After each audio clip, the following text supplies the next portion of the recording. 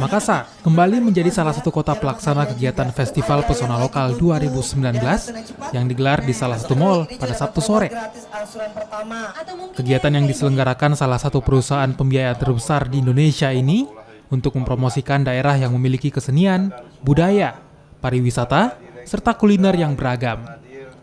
Festival Pesona Lokal juga digelar untuk menarik kunjungan wisatawan lokal maupun luar negeri dan dapat memberikan dampak positif bagi perekonomian daerah. Kegiatan diawali dengan lomba karnaval budaya yang menampilkan ragam kreasi busana maupun etnis dari sejumlah daerah di Indonesia yang dilepas oleh Gubernur Sulawesi Selatan, Nurdin Abdullah. Orang nomor 1 di Sulawesi Selatan ini juga mengapresiasi Festival Pesona Lokal 2019 yang kini memasuki tahun kedua pelaksanaannya. Pariwisata di Sulsel dinilai memiliki progres di mana daerah ini memiliki kawasan wisata strategis seperti wisata pantai dan wisata alam. Contoh, kita punya kawasan wisata bahari ya di Selayar.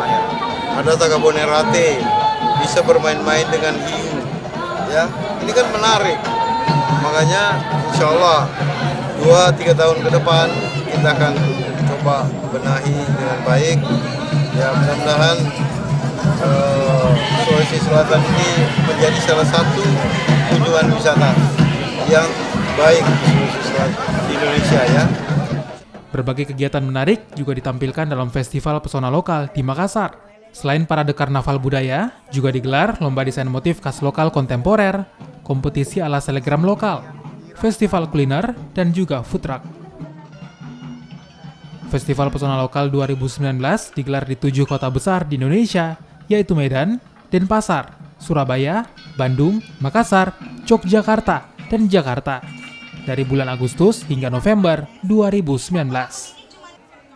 Arif Tirtana, Kompas TV, Makassar, Sulawesi Selatan.